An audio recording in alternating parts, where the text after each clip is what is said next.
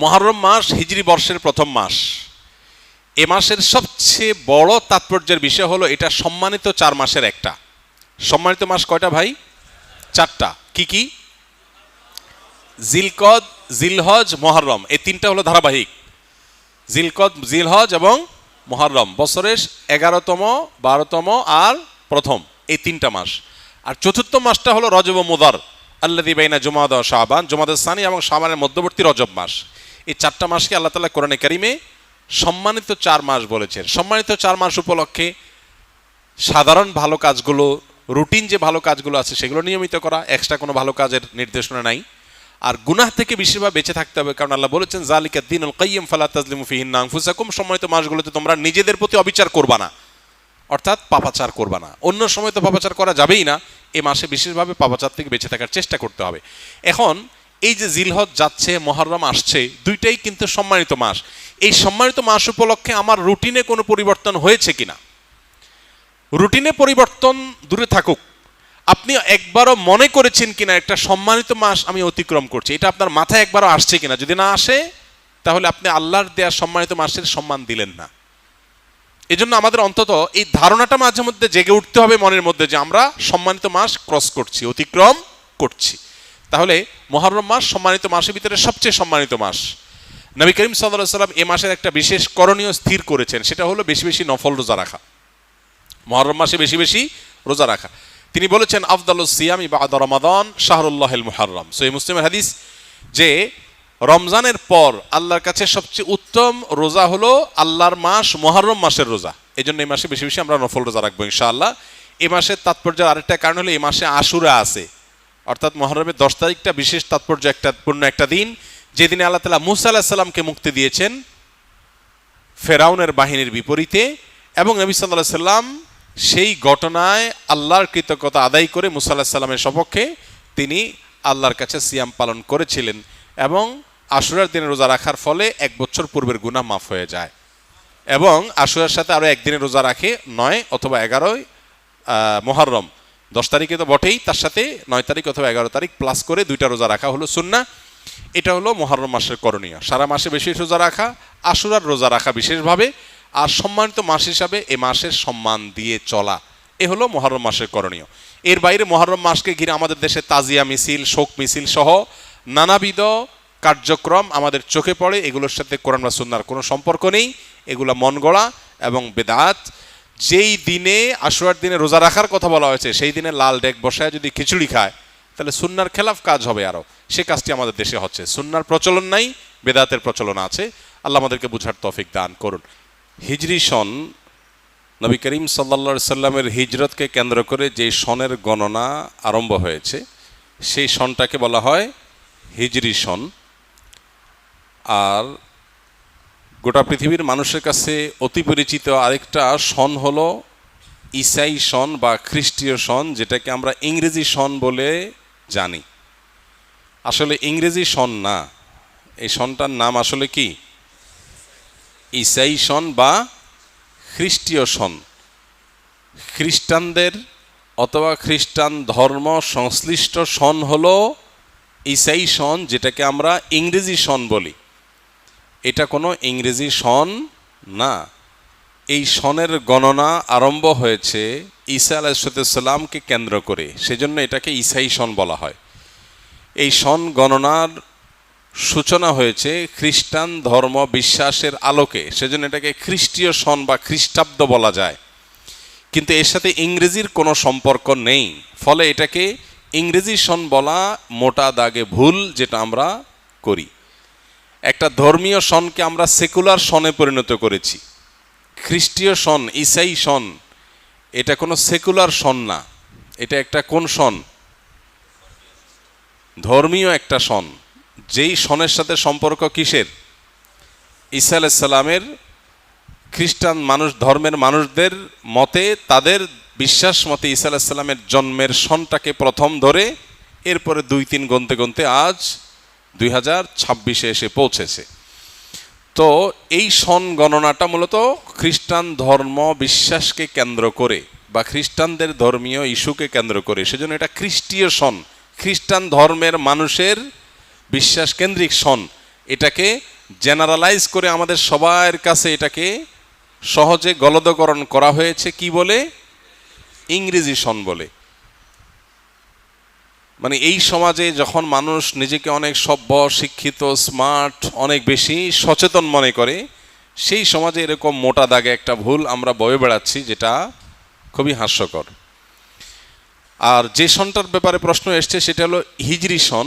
হিজরি সন হলো মূলত নবী করিম সাল্লাল্লাহু আলাইহি সাল্লামের হিজরতকে ঘিরে যেই সন এর গণনা শুরু হয়েছে সেটা হলো হিজরি সন। হিজরি সনকেও আমরা অনেকে না জেনে না বুঝে আরবি সন বলি। আমরা অনেকে এটাকে কি বলি? আরবি সন বলি। হিজরি সনের সাথে আরবির কোনো সম্পর্ক নেই, বরং আরবদের নিজস্ব একটা সন আছে, সেগুলোর মাসের আলাদা নাম আছে। হিজরতের যে সনটা, হিজরতকে ঘিরে যে সনটার গণনা শুরু হয়েছে, এটা হয়েছে মূলত খলিফাতুল মুসলিমিন ওমর ইবনুল খাত্তাব রাদিয়াল্লাহু তাআলা আনহুর শাসন আমলে। এটার সূচনার ঘটনা হলো ওমর রাদিয়াল্লাহু তাআলা আনহুর শাসন আমলে বিভিন্ন রাষ্ট্রীয় চিঠি বিভিন্ন এলাকার গভর্নররা তার কাছে যখন পাঠাতেন, কোনোটাতে দেখা থাকতো শাবান। তো একবার একটা চিঠিতে এরকম মাসের নাম লেখা আছে শাবান। তো ওমর রাদিয়াল্লাহু তাআলা তখন বললেন যে এই চিঠি কি এই যে চলমান শাবান এটার, নাকি যে শাবান গত হয়েছে সেটার? আমরা কিভাবে বুঝবো? কারণ সে যুগে এক এলাকা থেকে আরেক এলাকা চিঠি যেতে দিনকে দিন মাসকে মাসও লেগে যেত, বিভিন্ন অসুবিধা হইতে পারত। আর অফিসিয়ালি এই চিঠিটা নথিভুক্ত হবে বা সংরক্ষিত থাকবে এটা কোন শাবান সেটা লেখা নেই, তাহলে সময়টা ঠিক বোঝা কঠিন। তখন ওমর রাদিয়াল্লাহু তাআলা আনহু সাহাবায়ে কেরামের সাথে পরামর্শ করলেন যে একটা সনের প্রবর্তন যদি আমরা না করি, তাহলে সেক্ষেত্রে শুধু মাসের নাম দিয়ে যে কোনো চিঠি পত্র বা এই জাতীয় কাগজ ইত্যাদি এগুলোকে সঠিক সময়কে সংরক্ষণ করা কঠিন। তখন সবাই সিদ্ধান্ত দিলেন যে হ্যাঁ, একটা সন গণনা শুরু হওয়া উচিত, আমাদের মুসলমানদের জন্য একটা সন গণনা শুরু হওয়া উচিত। খেলাফতে রাশেদার, খোলাফায়ে রাশেদার শাসন কার্য পরিচালনা সুষ্ঠুভাবে করবার প্রয়োজনে, সময়ের সঠিক গণনার প্রয়োজনে একটা সন গণনা শুরু হওয়া দরকার। এই সিদ্ধান্তে যখন সবাই উপনীত হলো, তখন প্রশ্ন আসলো যে কোন ঘটনাকে কেন্দ্র করে সন গণনা শুরু হবে। খ্রিস্টানরা যেরকম ঈসা আলাইহিস সালামের জন্মের বছরকে এক ধরে, এরপরে 2, 3, 4, 5 গুনতে গুনতে আজ এ পর্যন্ত এসেছে। আমরা মুসলমানরা আমরা যখন সন গণনা শুরু করব, আমরা কোথা থেকে শুরু করব? অনেকে অনেক মতামত দিলেন, এক একজন এক এক মতামত দিলেন। কেউ অনারবীয় বিভিন্ন কৃষ্টি, কালচার, সভ্যতা সেগুলোকে সামনে রেখে সন গণনার কথা বললেন। কেউ নবী করিম সাল্লাল্লাহু আলাইহি সাল্লামের নবুয়ত লাভের বছরকে এক ধরে তারপর থেকে সন গণনার কথা বললেন। এরকম আরও একাধিক মতামত দেয়া হলো।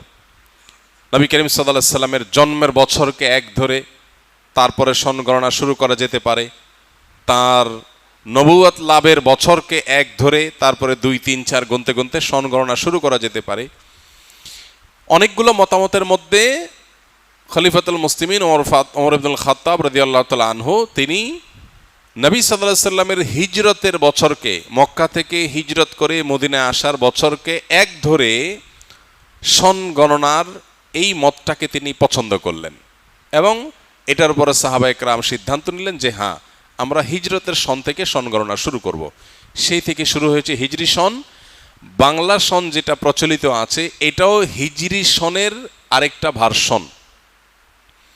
এটার ইতিহাস আমরা নিশ্চয়ই অনেকে জেনে থাকবো যে সম্রাট আকবরের শাসন আমলে যখন খাজনা তোলা হতো, তখন চান্দ্রবর্ষের আলোকে খাজনা তুলতে গিয়ে কিছু জটিলতা তৈরি হলো। তখন শুধুমাত্র হিজরি সনটাকেই কনভার্ট করে সেটাকে সৌরবর্ষে রূপান্তর করে সন গণনা শুরু হলো। ফলে বাংলা সন এবং হিজরি সনের মধ্যে আমরা দেখি যে কাছাকাছি অবস্থান আছে। সামান্য যেটুকু পার্থক্য হয়েছে এটুকু সোলার এবং লোনার বর্ষের কারণে, চন্দ্র এবং সূর্যের বর্ষের কারণে। তো খোলাসা এবং নির্যাস কথা হলো যে হিজরি সনের গণনা এটি শুরু হয়েছে ওমর রাদিয়াল্লাহু তাআলার শাসন আমলে, আর শুরু হয়েছে নবীজির হিজরতের ঘটনাকে কেন্দ্র করে। এখানে একটা মজার প্রশ্ন আছে। সে প্রশ্ন হলো, নবী করিম সাল্লাল্লাহু আলাইহি সাল্লামের জীবনে এত কিছু থাকতে হিজরত থেকে কেন হিজরি সনের গণনা শুরু হলো? হিজরত আপাত দৃষ্টিতে এটা কি কাঙ্ক্ষিত বিষয় না অনাকাঙ্ক্ষিত? অনাকাঙ্ক্ষিত। কেন অনাকাঙ্ক্ষিত? মানুষ নিজের মাতৃভূমিতে বসবাস করবে, এটাই তো স্বাভাবিক। নিজের মাতৃভূমি ছেড়ে আরেক দেশে চলে যেতে হচ্ছে, এটা কি স্বাভাবিক ঘটনা? সাহাবা একরাম নবী করিম সাল্লাল্লাহু আলাইহি সাল্লামের সাথে মক্কা থেকে হিজরত করে এসেছেন কোথায়? মদিনায়।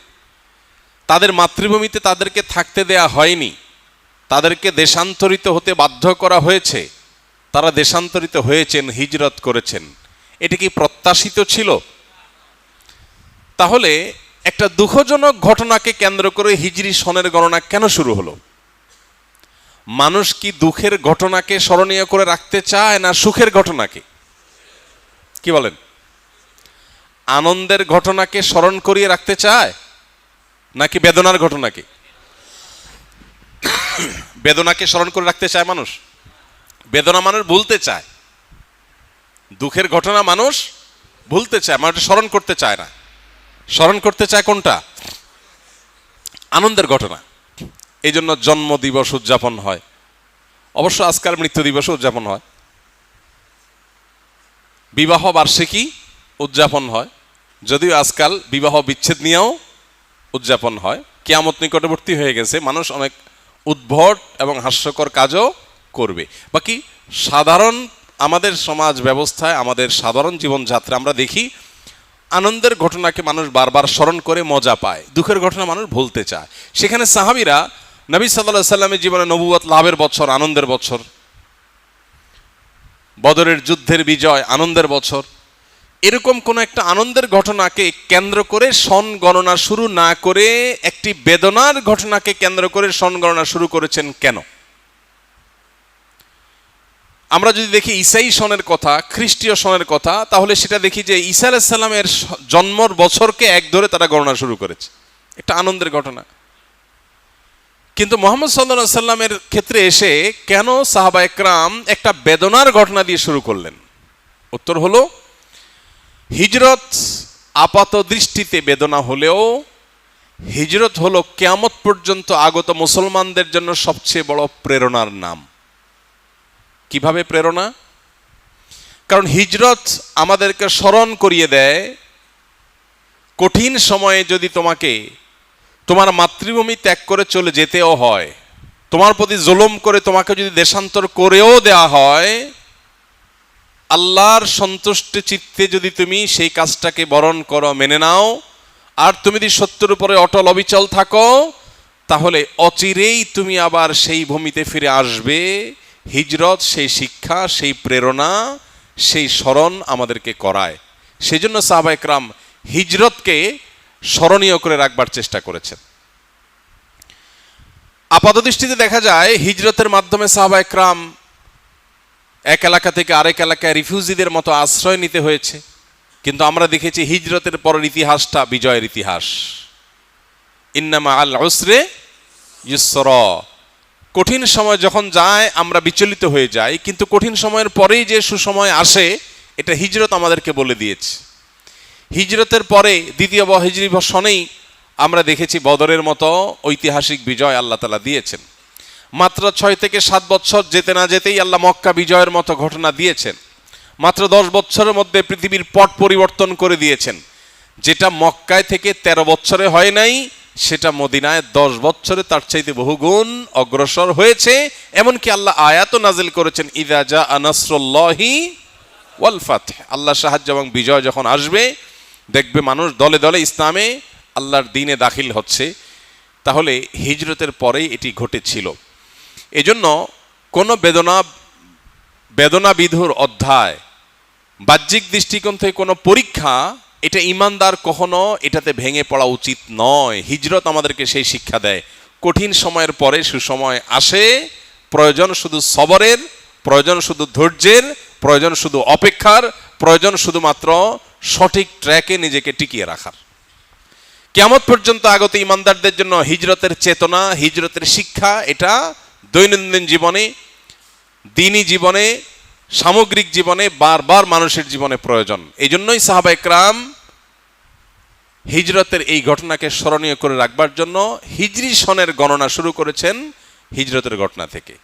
আল্লাহ আমাদেরকে এই সন থেকে যে অনুপ্রেরণা, হিজরতের ঘটনা থেকে যে প্রেরণা আমাদের গ্রহণ করা দরকার, সেটা গ্রহণ করার তৌফিক দান করুন। হিজরি সনের হিসাব সংরক্ষণ করা ফরজে কিফায়া। হিজরি সন কখন আসে, কখন যায়, কোন মাস কখন শুরু হয়, কখন শেষ হয়, এই সন গণনা করাটা ফরজে কিফায়া। কারণ ইমাম ফখরুদ্দিন রাজি রাহিমাহুল্লাহর একটা উক্তি আছে, এই উক্তি সমস্ত ফুকাহে কেরামেরই। সেটি হলো যে ইসলামের সমস্ত ইবাদাত, আল্লাহর সমস্ত আদেশ নিষেধ, এটা হিজরি সনকে ঘিরে হবে। জাকাতের হিসাব যে বছরকে কেন্দ্র করে হবে সেটা হলো চান্দ্রবর্ষ, হিজরি বর্ষ। সৌরবর্ষকে হিসাব করে জাকাতের হিসাব ক্যালকুলেশন করা যাবে না।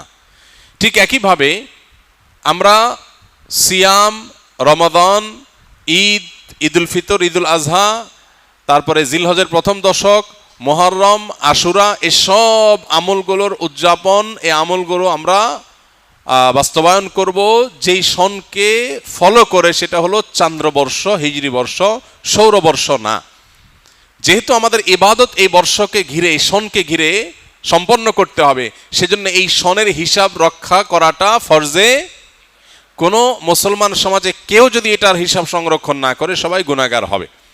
তো এই জন্য শুধুমাত্র জাতীয় চাঁদ দেখা কমিটির উপরে ন্যস্ত না করে আমাদের কর্তব্য দিনী প্রতিষ্ঠানগুলো থেকে মুসলমান হিসাবে আমরা অন্তত হিজরি সনের হিসাবটা রাখবো ইনশাআল্লাহ। এখন কোন মাস চলছে যেন? জিলহজ। আজকে কয় তারিখ কেউ কি জানি? ইনফ্যাক্ট আমি নিজেও জানি না। আজকে কয় তারিখ ভাই? 25। হ্যাঁ, শেষের দিকে আমরা আছি এটুকু জানি, কিন্তু এক্সাক্ট তারিখটা আমরা জানি না। এটা একটা ত্রুটি আমাদের এটা একটা ত্রুটি।